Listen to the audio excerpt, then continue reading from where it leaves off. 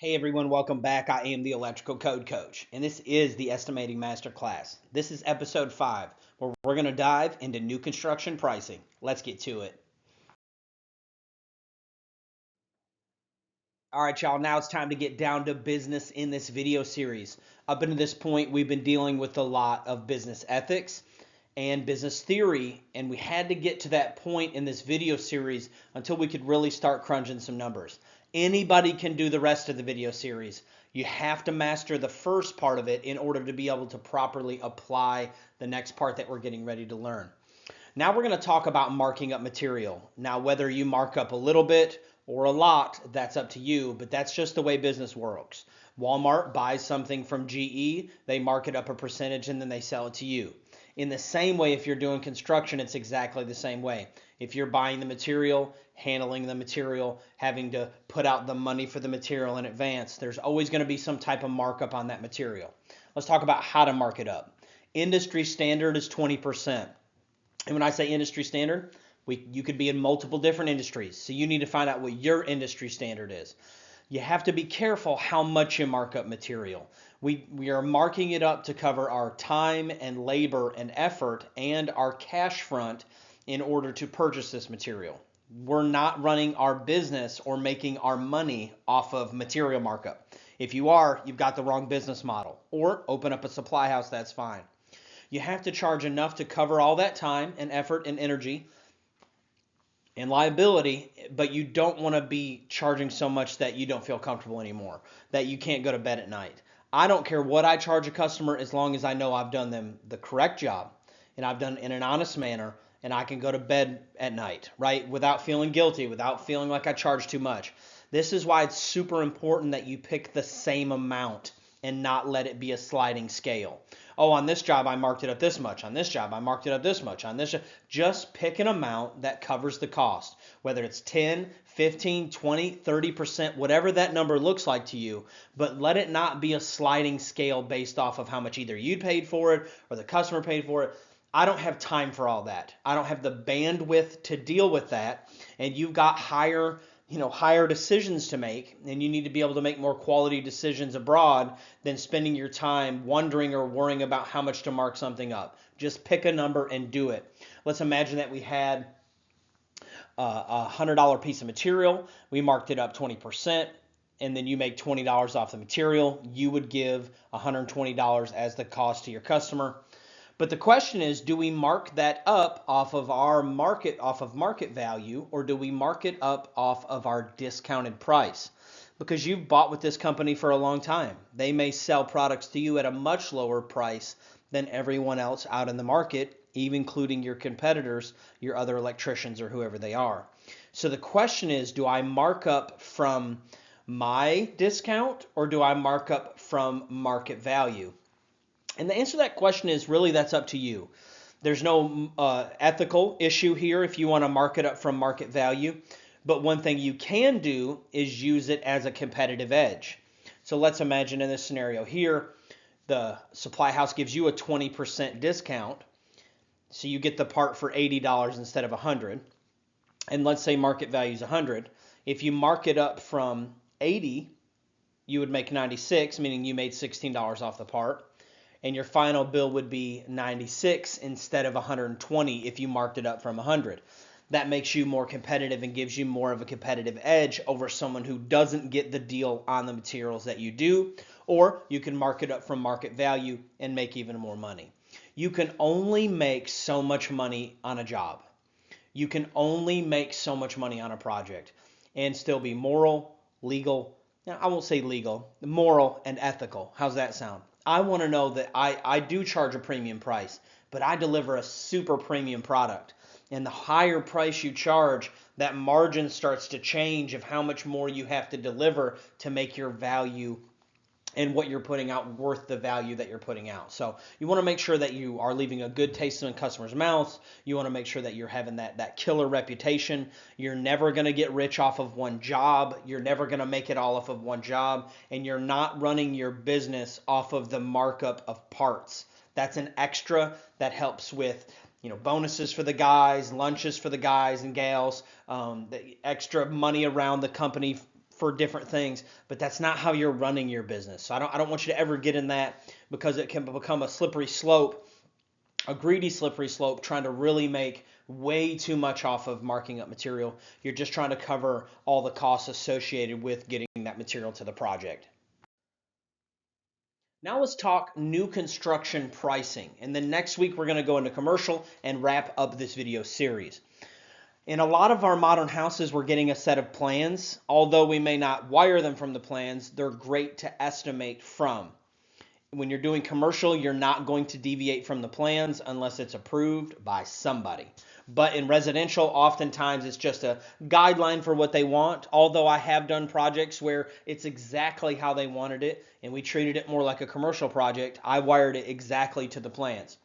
First thing I'm going to do before I even start estimating is look at my electrical legend and make sure there aren't any weird symbols, or they're using symbols for something that I'm not familiar with, so I don't miss something big, right? If I'm in the garage and I miss an EV charger because they're using some strange symbol for an EV charger, just want to make sure that I don't miss that. Let's imagine in our little sample home that we have a 2,200 square foot home. We have an overhead service, and in this case, to make it simple, we're going to imagine that it's a back-to-back service. That's our panel, our riser, our wire, and everything. Now what I'll sit down and do is I'll start talking about extras with the customers. Do you guys want any pools, hot tubs, USB receptacles, dimmers, extra lighting, extra switching, security lighting? And then my blanket question, is there anything you want that is not listed on the plans? Your job at the beginning of this new construction estimate is to gather as much information as you can. That way you can deliver the customer with the closest price possible. Now, on almost every new construction house, unless it's a true spec home, there's going to be some changes. There's going to be some give and take, right? Where you gave a little and then, or they take, back and forth, and you keep just kind of a slush fund. Like if they delete a light, maybe I'll give you a light over here. And it happens. So just keep that in mind. But anything where you're adding more new work that's brand new, or they're taking something off, you need to kind of be keeping a running credit for them. And in order to keep hold of that, you just take your time, write it all down. I deal with change orders immediately. Hey, we want to change this, or we're adding another room. We stop, we go back to the table, we hammer out those details right then, and at least get something in writing. Email, shoot me a text, let me know this is exactly what you want. All right, we've agreed this is how much it's going to cost, and we add that on. Because if not, what can happen is it's easy to say with the mouth to add something, but it's hard with the pocketbook to pay for it. So we want to hammer all of that out at the beginning. That way I can deliver as close as price as I can, and then we'll just adjust on the fly as we go. We're going to talk about 4 different ways to bid new construction projects. And the verbiage may be different in your area of how you say it or how you present it. But the biggest thing I want to get across here is however your area does it is how you need to deliver it. We're going to teach you a bunch of different ways to look at it, a bunch of different ways to calculate it. But whatever one of these it is, or if there's another way that your area, the market normal, however they present the job, that's the most important. And you want to be market competitive, so it's good to know multiple ways to bid. Let's look at 4 different ways to bid new construction houses. None of them include lighting fixtures. Never include lighting fixtures on your estimate, ever, as far as you being responsible for purchase or you being responsible for picking them out. Now, occasionally, I'll be in a closet buying one light, and I'll say, do you want just a basic light? And they'll say yes. But I'm telling you, do not get in the business of picking out light fixtures. First off, you don't know if they want a $50 chandelier or a $5,000 chandelier, right? And you might buy one. She says, oh, just pick one up that's bronze. Well, you pick up the wrong sheen of bronze, or the wrong tone of bronze, or that's not the bronze I was talking about. Or, oh, I thought bronze was silver color. And that's why you never get in the business of buying or picking out light fixtures for customers. The first way to look at it is per square foot plus the service plus extra drops. And that's one way to calculate it. So I'm going to calculate the general square foot of the home plus the service, whether it's back-to-back, underground, overhead, whatever it is, and then plus extra drops. Another way to look at it is per square foot plus the service, including extra drops. So it's just a blank check. However many can lights you want to put, I'm going to let you put them. You can also, at this level right here, just say price per square foot, including the service, including extra drops, and you just do whatever they want for this one price. Be careful on that one. Now, I will say this. If you're wanting to win the bids, when we go over this one, we're going to go over each one of these 4 ways step by step on how to calculate it. This is the one that wins the most bids, the per square foot plus the service and including the extra drops. But you still have to put limits. I'm not going to give them a blank check. I had a buddy of mine get burned. It was a price per square foot plus as many drops as you want. They put in a couple hundred can lights in this house. So he had to put a stop on that. So even if you do the price per square foot plus the service and include all the extra drops, you might want to put a cap on it, right? That includes 16 can lights or 20 can lights, but we'll dive into that more here in just a moment. And then some areas do it per drop or per outlet or per space. You might call it something different. And let me tell you how regional this is. You might call it something in your area and you go over 2 counties and they call it something totally different. So it's very regional depending on where you live at. And then the 4th way to look at it is either by the bid, turnkey, or labor plus material. And that's an interesting way to look at new construction. We are going to break it down, but it's not the most common way that it's presented. And whatever number we come up with, whether we use the per square foot, the per drop, or turnkey, we have to make sure that however they're presenting it in our area is how we're presenting it to the customer. The first way we're going to look at it is per square foot plus the service plus extra drops. And this is exactly how I used to estimate these type of projects. And I'll be honest with you, I didn't win all the bids. The next way that I'm getting ready to show you, if you really want to get in the new construction world, it's how you should do it or how you should at least think about coming up with that price. I did not win them all because I didn't want them all. And the reason is I think new construction houses take forever. They take forever to finish. There's a lot of nuances. Now, if you're doing truly spec homes, no big deal. But that's not often the case. But if you want to do it this way, it's 2,200 square foot in this house. We're going to multiply it by the going rate in your area. I don't know what that looks like for you. It might be $4 a square foot still. It might be $12 a square foot. But you need to figure out what the going rate is. I was fortunate. I had a buddy that wired about 400 new houses a year. And if I wanted to know the square foot price, I just picked up the phone or shot him a text. And whatever number came out of his mouth is the price that I would charge because he had new construction homes down to a science. Let's imagine that it was $7.50 a square foot. That gives us a base price for this house of $16,500. Overhead service conductors, we're going to say that this one was a back-to-back and that it was overhead. And for the service, I usually just figured it by the day. So you had 2 days in the service, and you want to charge plus material, which would be your breakers. So I've got $4,000 in the service on this house. And then one thing I want to note is you do not quote the service unless they know what type of service they're doing and exactly where the transformer is going outside, if it's underground or the junction box. And the reason is because things change. So if they don't have a clue, don't quote it. But if they've got an underground and the power company's been out there and supposedly this is where the power is coming from, go ahead and quote it on the front end. That's not a problem. But you need to put some language in your contract covering you if they move the junction box from the utility or if the customer changes what type of service that they're doing. Because if the utility company specs the junction box for their connection at one point on the property and then they move it, you might be on the hook for all of that additional underground wire and conduit it takes to get there, depending on how they do it in your area. Then the next thing I'm going to look at is I'm going to look at extra things that the customer may want. And I'm going to ask questions like, are you doing any pools, hot tubs, USB receptacles, dimmers? And let me stop right there on those two. I want to know if they're doing them, but I don't charge them any extra labor for those. Let me explain what I mean. It doesn't cost me any more to put on a decor switch than it does a general snap switch, as far as labor goes. So if the customer wants really fancy finishes on their switches and receptacles and faceplates, I let them do it at no extra labor cost. But they have to know that they're going to pay for the additional material. And that's the big catch there. I want to know this on the front end Because sure, you can have dimmers everywhere, but you're going to be paying for those dimmers. If they pick them up themselves, I don't mark it up. If I pick them up, we keep track of it, and I get paid for that as we go.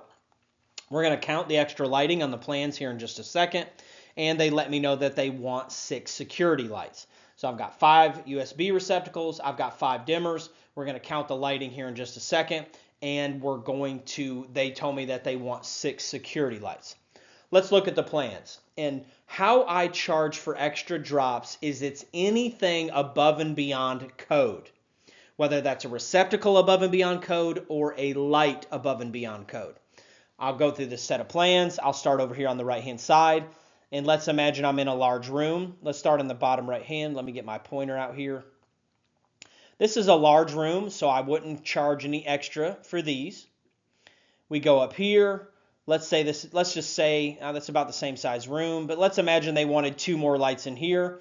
Well, 2 of them I might give them because it's a large room, but I'm going to charge them for the other 2, and I'll literally just go around the house. I don't mark it in this part of the video series, but one thing I do want you to watch out for is excessive switching. Now let's imagine that we're here and here. Sure, that sounds like a reasonable 3-way switch. I'm not going to charge them any extra. But if they want a 4-way switch, meaning controlled at more than 2 locations, and they want one here, and they want one there, and they want one over there, and they want one back over here at the back door, I'm going to be charging them for any other switching that's outside of a normal 3-way. Now, if I'm in a hallway and there's a 4-way, I probably won't charge them for that. I'll probably go ahead and do it. Like if I've got 3 or 4 rooms and I want to put a switch at each one, I might not charge them extra for that. But if it's excessive switching, I absolutely charge them for that. And let me tell you something else I don't charge people for. Let's imagine we go into a bedroom, and this is totally up to you. This is just personal preference. If you want to charge for it, I say good on you. If I go into a bedroom and it's like maybe a master bedroom situation, and I can tell where the bed's going to go, I won't charge them to put one on both sides of the bed. Does that make sense? It may be above and beyond code, but I usually don't charge for that. I deck all of my houses out. Anywhere that I think there should be a receptacle or I would want one personally, I go ahead and put one and don't charge them. But if they want multi-gang switches or multi-gang receptacle boxes, or if they want an insane amount of receptacles, I'm definitely going to be charging for all of those as well. Let's imagine we've counted this up. Let's go ahead and do our math. We had $16,500 for our square foot price. We had $4,000 in the service.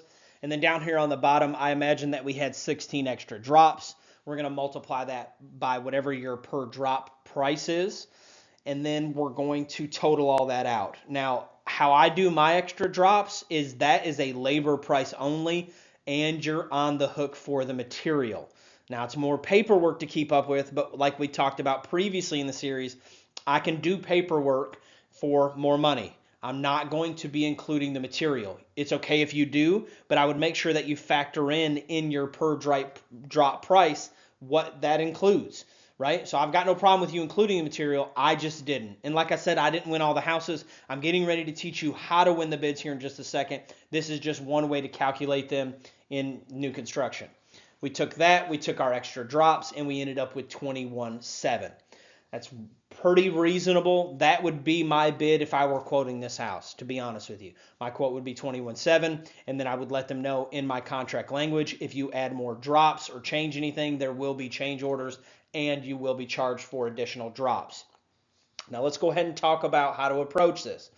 If the customer wants more drops or more wiring or more whatever, you need to go to the table right then and deal with the customer and say, this is what it's going to cost to do this. Are you sure you want to do this? I'm going to send you over an email. Just send me back that you confirm wanting to do it. Get it all on paper, text, email, something. Because everybody's brain gets real fuzzy toward the end of a project and be like, oh, well, no, you included that on the original contract. No, ma'am, I didn't. I've got an email from you right here. We had talked about doing it on the original estimate, but you didn't add it till later. I've got our email thread showing it, and there's nothing that they can say. Because when they've got all these different trades trying to get all these different final draws, everybody's brain and memory starts to get fuzzy for some reason, but you cannot be leaving this money on the table.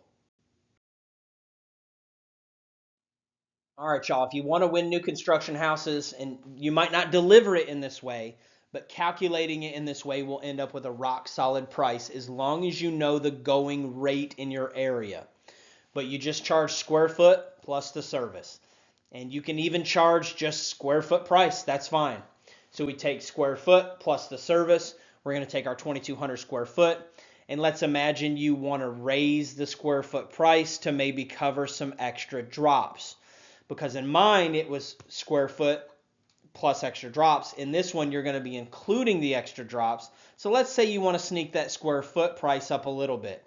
You got to be careful with this. And the reason is that if everybody in your area is charging $750 a square foot and you come in at $850, even if you offer an overall better price, the customer's going to look at it and be like, why is this guy not charging the way that the other guys are charging? Or maybe right away you might be dismissed because yours is just more. I've got two 750s and I got an 850. I don't know if I like that or not. So it's fine to bid this way, and if you want the projects, definitely bid this way, but be careful sneaking up the square foot price to compensate for something that you think you might not be charging for later. Just figure out what you're comfortable with and do it. Figure out what the market normal is in your area, the going rate, and do it. So in this case, we got 2,200 square foot. We're going to multiply it by 8.5 square feet. You feel comfortable with it, that's fine. We end up with 18.7. Then we're going to do our overhead. We got 2 days in our back-to-back service plus the breakers. We end up with around the same price. We're going to go through, we do the math, and this quote in this way comes up with a little bit higher bid. Now you say, if the previous set of slides was a lower bid, why did this guy win the bid? And I'll tell you why. In my opinion, this second scenario would win because you are giving the customer more peace of mind and less moving parts, right? You tell them square foot plus the service. They know that that price is going to be $22.7. Right? Essentially, it's almost like a turnkey project in their mind because they know if they want to add a couple can lights or subtract them, you're not going to charge them extra. Now, I say be careful with this because you are giving the customer kind of a blank check. And I've had buddies who have been burnt on it. But from a strictly business standpoint, the reason I didn't win more bids with the previous method is because I have an open account with them. If you add more, you'll be charged more. It causes less security with the customer and long-term planning for that customer. Does that make sense? They're putting a bunch of bids together. I'm just the electrical. They've also got to deal with plumbing and drywall and HVAC and carpentry and all these other things. So when they're putting their bid package together, if mine is not really a fixed price or seemingly a fixed price, they may be less likely to go with it. With that being said, in this case, $22.7 is the price. Now, you still want to put language in your contract that says, hey, if you move the service or change how you do the service, it's going to be more money.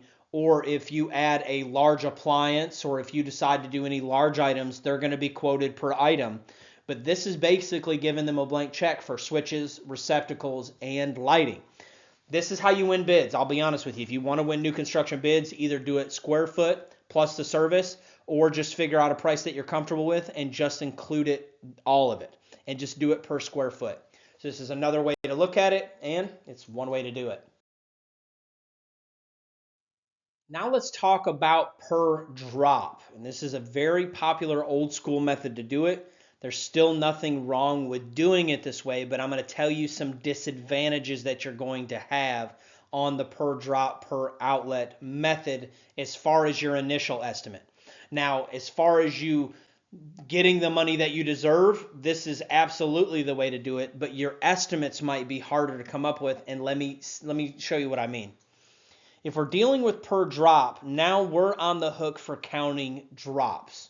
On the estimate, I've got to go around and count each drop. I've got switches, receptacles, and all these different things.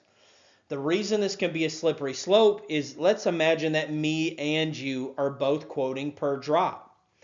And let's imagine you count 217 drops and I count 197 drops. Because we just count different, right? I count this and this, and when I come to a dryer, I count 2 drops and you count 1, blah, blah, blah.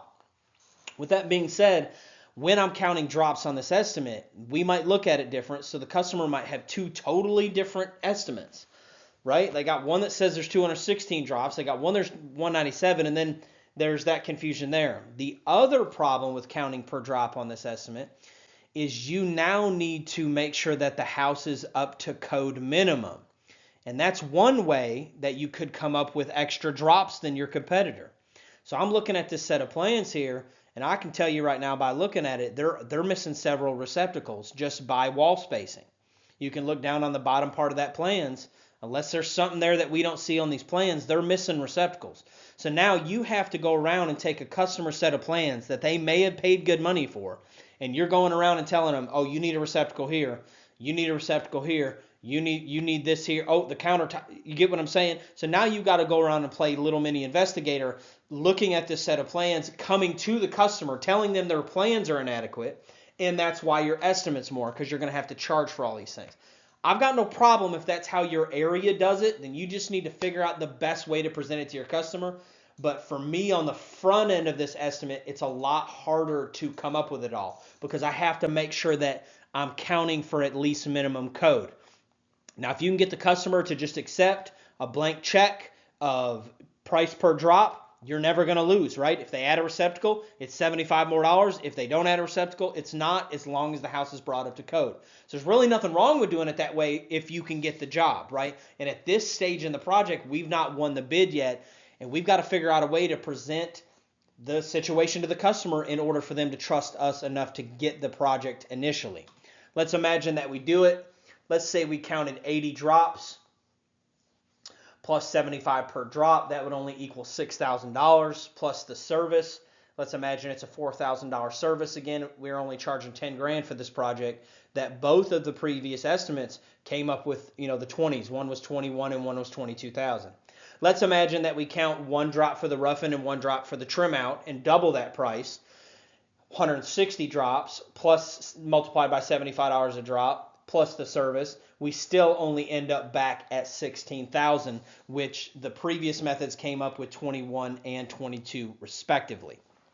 Now, of course, you don't know how other people are quoting, but with that being said, you might have to increase your drop price. You might have to, poke around and find a different way to do it. So there's some issues here, but if that's how you present in your area, you're just going to have to figure out the best way to get to the right price.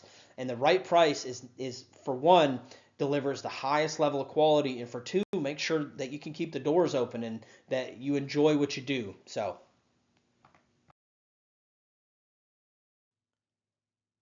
the final way to look at it is to turn it in with either a turnkey or a labor plus material mindset. Not saying you can't win bids like this, but however your area does it normally is how you need to be presenting these bids. I can't stress that enough. It's all about uniformity, and we're going to cover that here in the next slide. However you want to come up with the price, that's fine in this method. And then you're just telling the customer, hey, this is the flat rate price to do the project, however you want to look at it. With that being said, this is likely not how it's going to be presented in your area. It's likely going to be presented per square foot or per drop or another method that your area uses. You just giving them a blanket price, they're going to wonder how you came up with this price. You might be asked a question, how are you charging me? Are you charging me per drop? Are you charging me per square foot? So just find out what the market norm is in your area and just follow it. The major question is, which one of these methods is right? And the answer is all of them. There's nothing wrong with looking at it in any way, but the biggest thing I want you to focus on is presentation. However the other electricians are presenting it in your area is how you need to be presenting that final number. Doesn't matter how you achieve the final number. You could total up all your days on a project and multiply it by your day rate, but when you deliver it to the customer, it needs to be in whatever form the other guys are or gals are. By the square foot, by the drop, whatever that looks like. And now let's talk a little bit how to come up with that number. Let's say you've only quoted per drop and you move to an area where they show it by the square foot. Let me show you how to do this back and forth. Let's imagine company one presents a bid per square foot, and if you divide it after the service and all, it ends up being $9.63. Company two ends up at $10 a square foot, but company three, they end up delivering it in a per drop price. Now the estimate seems lower, so the customer might be interested and engage the conversation. But if I've got two companies that are delivering per square foot and then you're charging me per drop, I'm probably going to think that you don't know what's going on.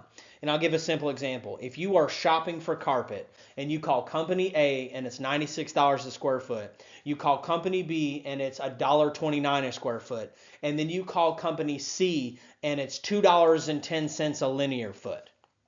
Now that $2.10 might be cheaper overall, but because you're not presenting it in the same way as the other carpet companies, right off the bat, I am not feeling that there's a disconnect there mentally, right? I had this much per square foot, this much per square foot. Now I've got a whole nother way I got to figure out to see what it is. And that may not be a very big deal for carpet. They might just ask you, well, what does that equal in square feet?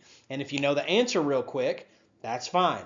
But when you're dealing with thousands and thousands of dollars and you're talking about wiring a house, they want to know that they're competing apples to apples with the other companies, and you're not going to have some fees on the back end that end up costing them a lot more. They know that if you're wiring their new house, you've got them in a sense where if you charge more money, they're kind of stuck with you. So they're going to want to know on the front end what this looks like start to finish. The easy way to do it would be to take company three's price and divide it by the square foot. That would give us the square foot number. But if you're counting on the customer to do that for you, I would be careful with that. If you know that they're delivering it by the square foot, just do it. All you would have to do is take your per drop price and divide it by the square foot. Or if they're delivering it per drop in your area or per outlet, all you'd have to do is take your square foot price and multiply that out to end up with your per drop price. But you got to be careful there because you might look at one set of plans and I look at another and count different drops. So just keep an eye out. The biggest thing that you want to take away from today's video is know how your market delivers it. It really doesn't matter how you come up with the price. It's how you present the price to the customer. I am the electrical code coach, and this is an overview of pricing new construction. The first thing we're going to do is we're going to figure up our square foot. Then we're going to count any extra drops that we have. We're going to sit down with the customer and ask them about any extras they want. Are you doing a pool, hot tub, sauna? Are you doing multiple kitchens? Because for each kitchen you have, you're going to have 2 more small appliance circuits and everything else that goes into wiring a kitchen. Then I'm going to ask, do you have 2 laundry rooms, 2 ranges, 2 ovens, 2 stoves, however you want to look at it. Are you doing an EV charger? Are you doing any solar? Do you want to put a generator on this house? Anything that the plans do not show, I'm going to be asking the customer if they want to add them. Not to try to sell them more work, but I don't want to have to come back later and have, you gave me a price of $22,000. We ended up having over 30. Yeah, that's true, but you added on $8,000 more worth of work that we didn't hammer out on the front end. I like to hammer it out on the front end. I've had new construction houses where the quote was exactly what I quoted on the front end. We didn't have to change anything. Now, we might have had a little give and take along the way, but we didn't have to fundamentally change the cost of the project. I am the electrical code coach, and my bargain is that these videos will add value to you. Come back next week and we're going to cover a commercial overview. Remember, I'm not teaching you exactly how to estimate, but I'm giving you the mindset and the tools that you need to take your business to the next level. So you can go to that next height. You can become the person that you're wanting to be. You can go to that new level. And then you can turn around and hopefully help somebody else do the same. If there's anything you need from me, you can always email me at electricalcodecoach@gmail.com. Let's get to it.